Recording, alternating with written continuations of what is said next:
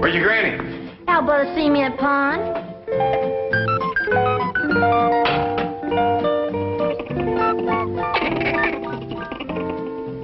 Elly May?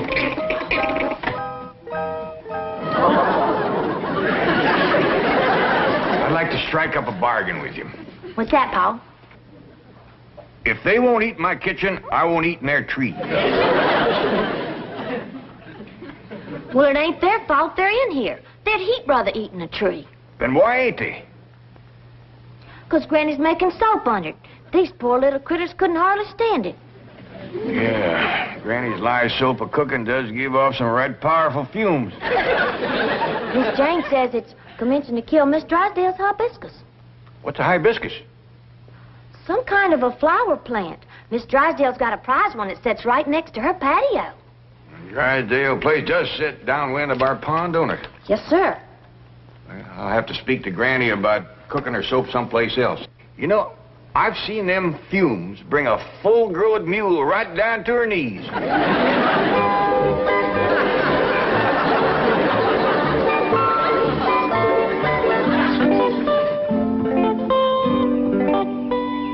Ravenswood, my pruning shears. The Dershowitz says it's a losing battle, madam. Unless you can stop those noxious vapors being wafted from the Clampetts swimming area, your hibiscus will have to be taken out. Go over and speak to them emphatically. Help me up. Begging your pardon, madam, the last time I spoke emphatically, I was picked up and tossed into their pool. Jethro? Granny.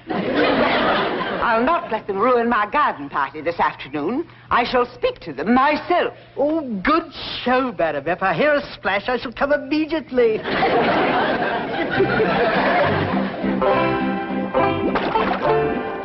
Hey, Granny, some more of the bark off this tree just fell into your soap. That's all right, Jethro. It'll dissolve. Hey, have you noticed some of the branches is turning a mite brown and puckering up? Yeah, I reckon the bugs is after it. Could it be your soap? Nah, bugs won't go near my soap.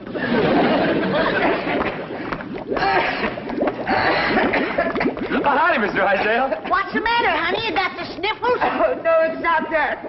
Granny, could I speak to you over there? Why, sure, honey, and don't you cry. Whatever's troubling you, I'm here to help you.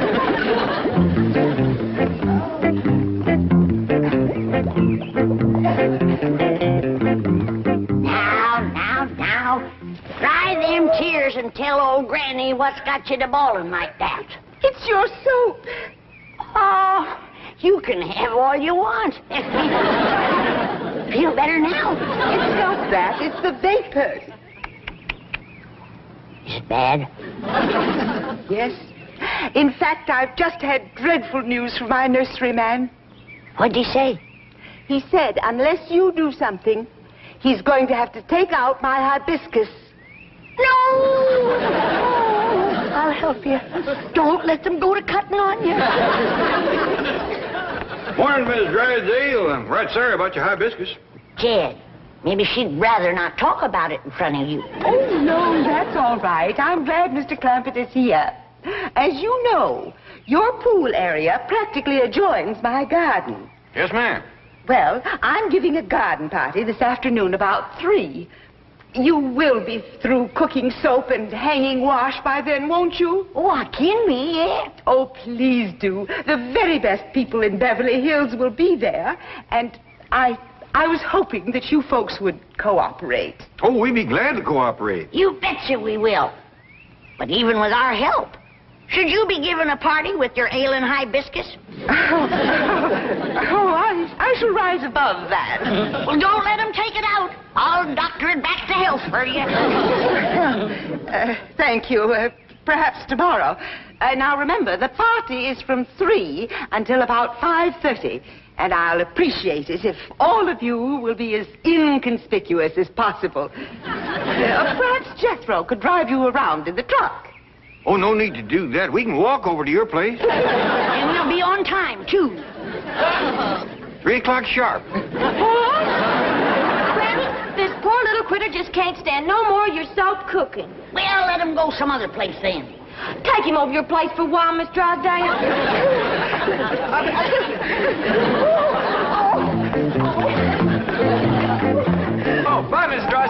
want some hot soap to take home with you? Your soap's done, Granny. It's commencing to thicken. I'll put the fire out. Thank you, Jed. Now, Ellie, get rid of that skunk and start taking down the clothes. We gotta all pitch in and help Miss Drysdale with her party. Is she having a party? She is with our help. Poor woman. She has an ailing hibiscus. I know, Miss Jane told me.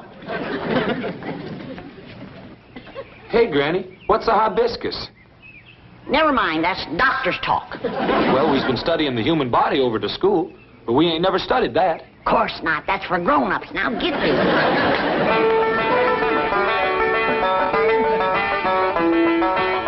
No, Ellie. It's a long time since I run into anyone with an ailing hibiscus. Yes? Yeah. And a funny thing. Not everybody has them in the same place. Well, I reckon that's so. Yeah. Did Miss Jane happen to mention where Miss Drysdale's is? Yes, ma'am, Granny. She says it's right next to her patio. Yeah, that's where the generally is. A right awkward place to poultice, too.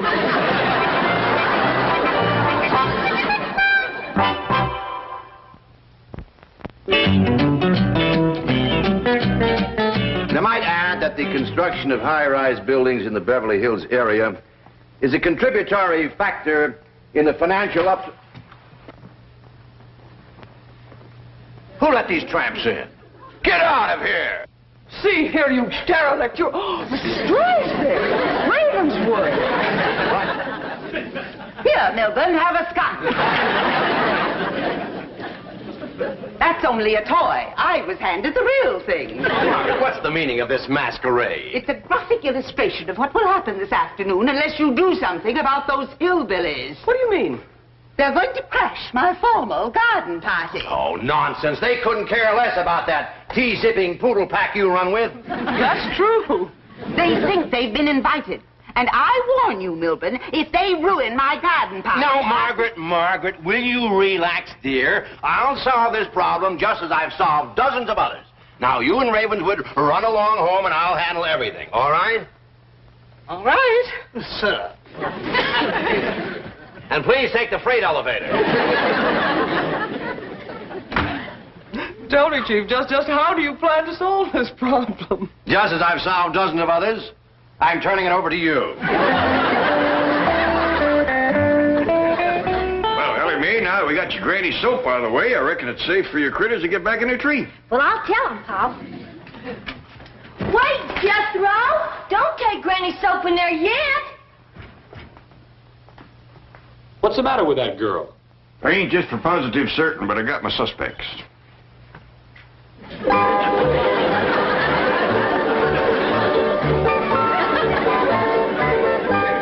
Right, her and her critters. Uncle Jed, it was getting so I couldn't even go swimming in the ce-ment pond. There were so many of them. But I fixed that. What'd you do?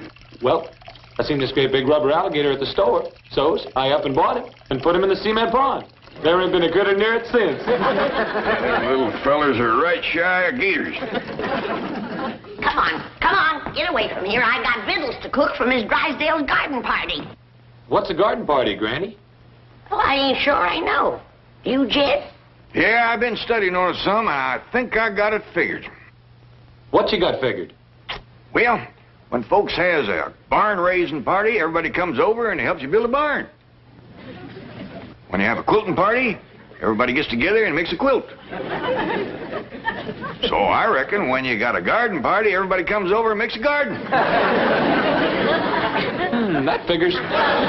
Jethro, you and me got to get the shovel and the spade and the tater fork all honed up nice and bright. Because chances are these Beverly Hills Society folks is going to show up with some fancy, shiny tools. Come on. Just a minute.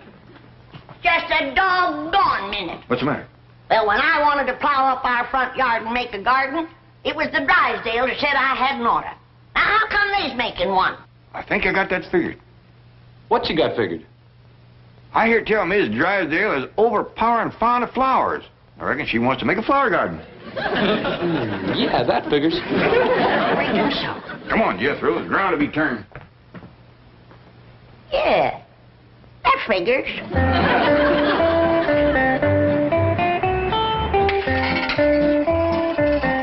How's this tater fork look, Uncle Jed? Here are a few more licks, Jethro.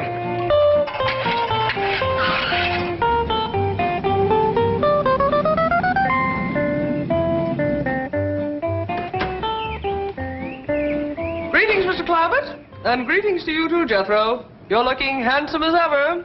It looks as though you've decided to forego Mrs. Drysdale's party. Oh, yes, ma'am. We's all for going. No. I mean, it looks as though you are not going. Well, we wouldn't want to disappoint Miss Drysdale. She invited us special. And she'll be glad she did when she sees me get going with this. Ain't nobody can swing a fork like this youngin'. Jethro, I know how much you like food, but that is ridiculous. Jed, Twiger. Oh, howdy, Miss Jane. It's good to see you. Jed, put an edge on this thing while I have a little private talk with Miss Jane. Here, Granny.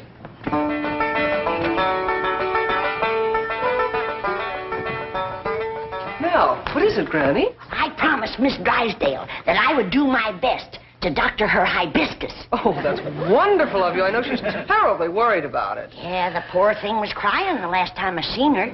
Tell me, just how bad is it? Well, I'd say it's about half gone. No! Yes, one side is withered and turned brown. Oh, this is going to take some doing to save that. Yes, the nurseryman is in favor of just taking it out completely. I told Miss Drysdale that. Don't let him do that. Cutting something out is the last resort. No, I'm sure Mrs. Drysdale agrees with you. She wants desperately to save it. She's had 2 blue ribbons on it. Don't you tell her I told you. That ain't going to help nothing. There you are, Granny. You can split up frogs here with that. Oh, thank you, Jed. Come on out to the kitchen, Miss Jane. I'm mincing me some crawdads for Miss Drysdale's party. Oh, no, wait. That's what I want to talk to you about. Please don't go. What? What? And disappoint Miss Drysdale? Just when she needs us? And we give our promise? Please believe me, you will not enjoy it. Well, this is a poor time for us to be thinking of our own enjoyment when you-know-who has got a withered you-know-what. Jed, everything's honed and sharpened. Howdy, Miss Jane. Are you going to the party? No, Ellie, and I hope none of you will go either. What? What's got into you? Now, hold on, everybody. I'll handle this. Miss Jane, you know how fond we are of you.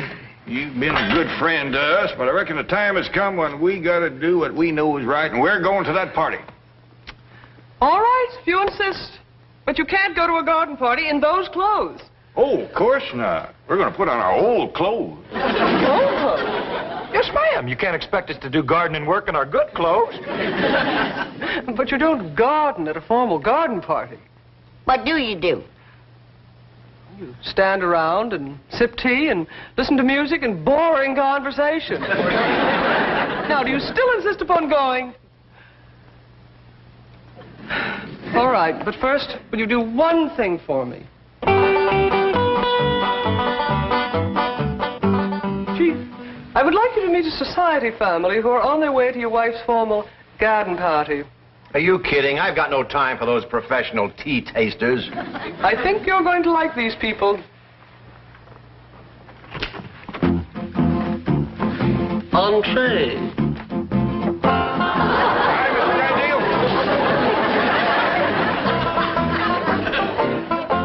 Jed Clampett. Elly May. Jethro. And Granny. Can that be you? I ain't sure. You don't look like me. Miss Hathaway, how did you do it? Well, Chief, the fact that the bank held a mortgage on a certain movie studio was a great help. Mr. Drysdale, you coming to the party? Well, I don't ordinarily, but I will today. Well, we see you there. Bye. So long. Goodbye. He don't act a bit worried about his wife's hibiscus. He couldn't care less. His wife's the one with the green thumb. Oh, sure that's where it is.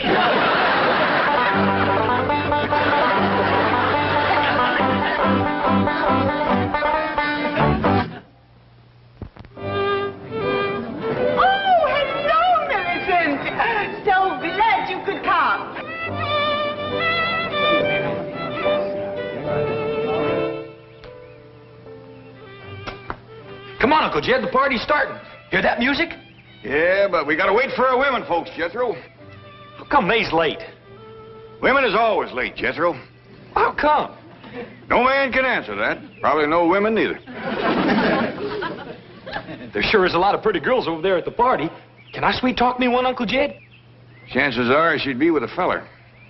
If I whoop the fella, can I sweet talk her then? No, Jethro, this being our first Beverly Hills High Society garden party, I reckon we ought to just watch the folks and not go to scrapping. Unless, of course, everybody else does. In which case, be careful of your borrowed clothes. Yes, sir. Elmer and me's ready. Hey, I don't recall Elmer being invited to the party. Oh, can I take him, please, Paul? Oh, I reckon not, Ellie. No fighting or scrapping, neither. Well, this party sure ain't gonna be much fun. Oh, yes, it is. I made sure of that. Remember now, Granny's rheumatism medicine is just for old folks with rheumatiz. For not so old folks who want to ward it off. Providing, of course, they's married. Well, come on, everybody, let's load up and cut through the hedge and get to the party. Bye, Elmer. Dorothy, all the way from Santa Barbara. How lovely. Oh, is everybody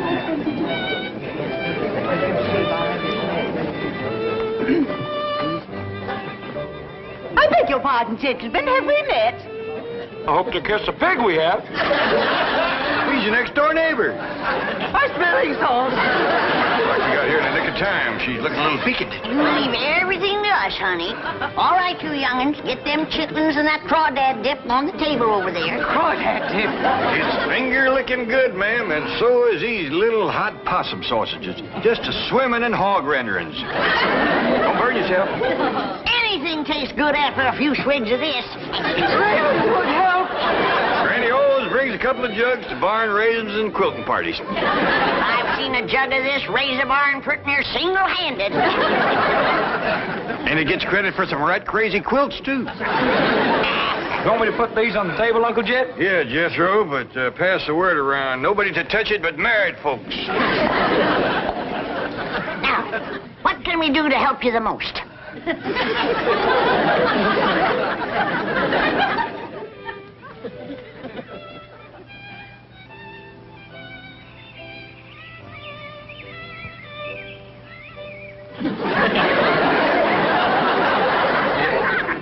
How soon did she say the overflow would commence to overflowing over here?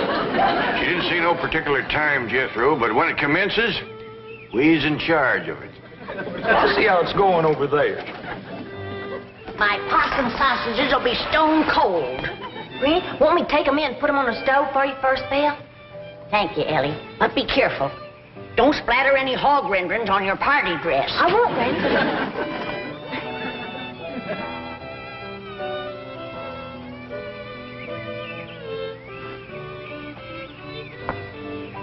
I don't blame them young'uns for getting restless. I'm getting a mite squirmy myself.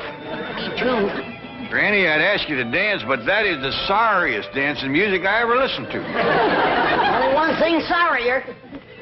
What's that? It's stuff they call fruit punch. It don't have much body to it. Tastes like it was drawed off a barrel of rainwater that some apples dropped into it. Pitiful. Ed, you know what that stuff needs, don't you? I sure do.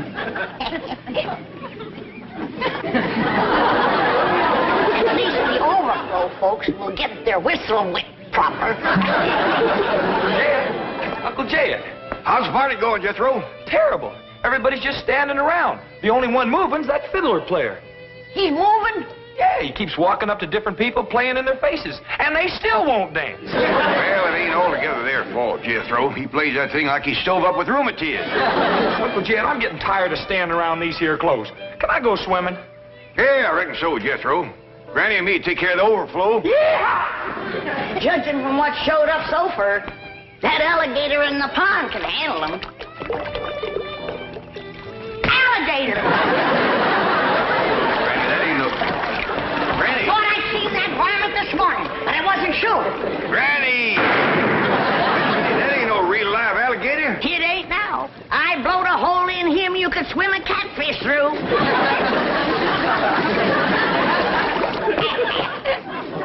Granny, I reckon it's a mite late to be telling you now, but... Hey, what happened? Everybody all right? Howdy, young fella. My name is Jed Clampett. Kurt Massey. And this here's Granny. Howdy. How do you do? Hey, we've been listening to you sawing on that thing. Kind of sluggish, ain't it? Well, that's what they want over there. Well, it ain't what we want over here. Now, come on. We got the overflow here. Come on, let's liven things up a little bit. Well, may I have some of the punch for I it first? recommend it. Come on, everybody, get some punch. Here comes the hot sausages. This here is my daughter, Elly May, and that young fella carrying the sausages is my nephew, Jethro. Well, howdy. Wow. Hey, Fred. Howdy. Wowee. Hey, Doris. Hey, fellas.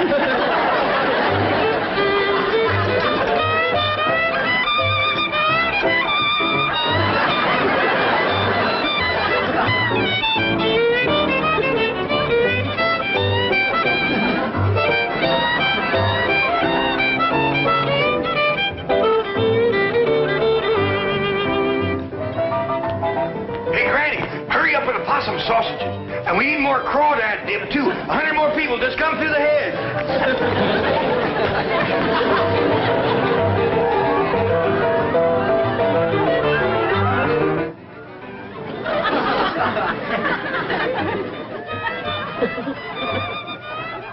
Ravenswood, did you find anyone in the house? No, madam. It's as deserted as the garden. Oh. Madam, might I have the rest of the afternoon off? What? Oh, yes, I suppose so. Oh, thank you, madam. Party over so soon? It's only 4:30. Those dreadful hillbillies have stolen all my guests. All 300 of them.